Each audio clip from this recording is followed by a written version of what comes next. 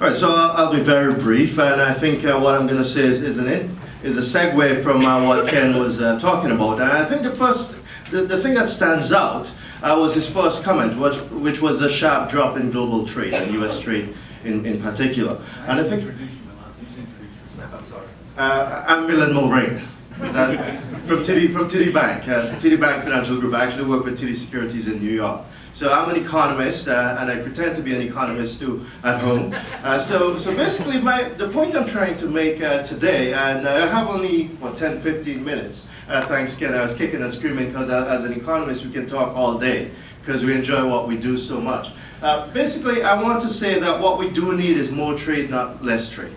And we are in an environment now, particularly the political environment and political climate, where politicians are talking about renegotiating trade agreements and reneging on previous trade agreements. And I'm sure I'm talking to the converted here when I say that would take us backwards. And I'll spend some time talking about that. And again, I'll be very brief, so much of what I'll say, I'll say during the Q&A with the questions. So So we'll get this started. Thank you. So basically, let's go to the third slide, please. So growth has slowed globally, and a reflection of trade is because of the slowing not only in growth but global demand. And China, as we know, I call it the China syndrome. China as a country, I think, is symptomatic of the bigger problem that we have globally, which is that the weak global demand. And if you think of China, and you said it correctly, and the question that we had, China is essentially a factory.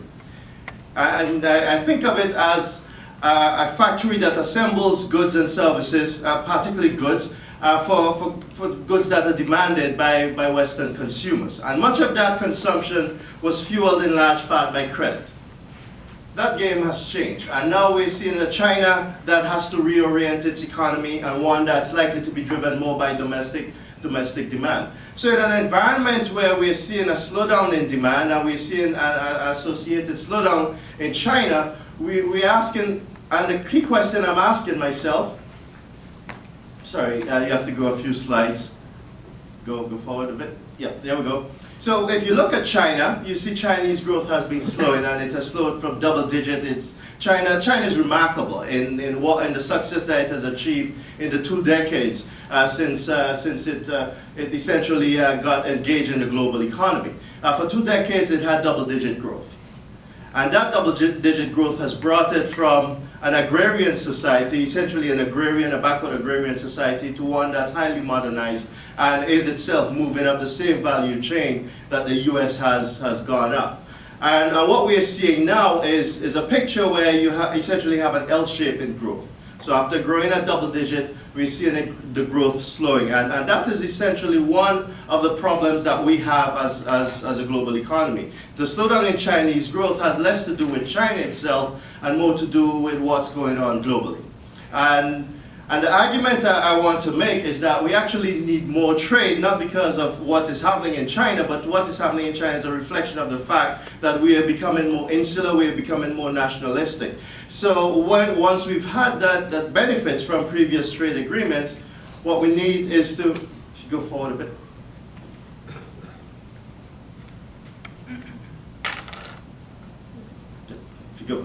If you go to the prior slide, slide 10. So how do we resuscitate global economic activity?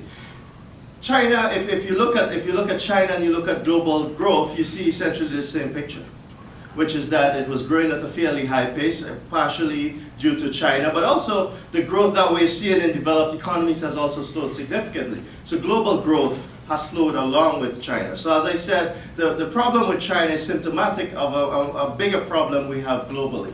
So how do we resuscitate global growth? I think one is certainly through trade. I think another is through productivity, improved productivity, and I'll make a case through infrastructure investment, not only in capital goods but also in information technology, which would get us, particularly in the US and a number of Western countries, further up the value chain and support a rebound in global economic activity. Now, I'll spend a few minutes at the end talking about the political landscape and how their views on trade could potentially, if they're followed through, could be detrimental not only to the US, but to the global economy, for the simple reason that trade is good. I know you may have heard that from economists, and we keep saying it. And the question about manufacturing, how trade is being blamed for the hollowing out of US manufacturing sector. What I would say, and Ken, you're absolutely right, what we've seen in the US manufacturing industry is that we've moved up the value chain. Now, we certainly don't want to go back to the same kind of manufacturing that we had, that we exported to China and at some point to India and now to Vietnam. And instead, we have to keep moving up. And for us to move up, we need to engage with the global economy with these higher valued goods and services. And that's what we've seen with trade. Trade has boosted growth, not only for the US, but for all the partners that have been involved in trade.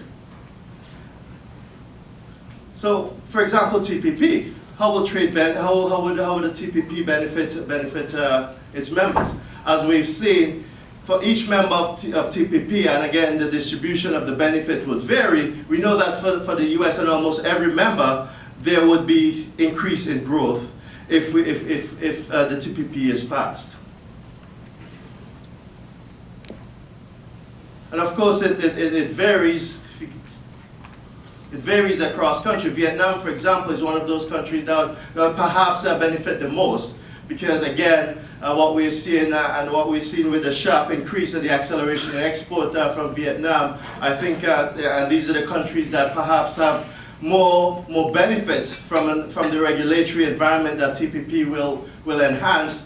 They would be the ones that would benefit the most from trade. But overall, global growth would improve, US growth would improve. So ultimately, trade would be good, and TPP will certainly be good. And if you look at it relative, this presentation would be available to you. Again, I'm going through it, quickly giving you the broad strokes of many of the themes.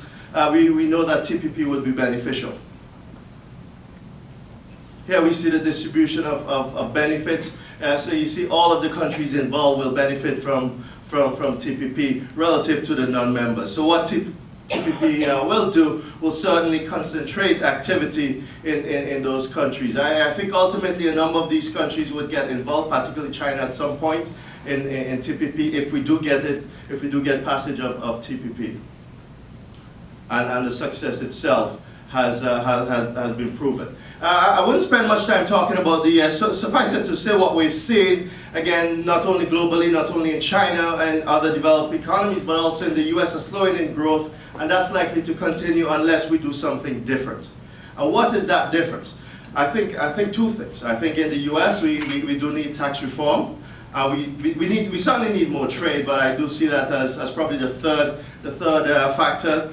We need tax reform, and we do need infrastructure spending.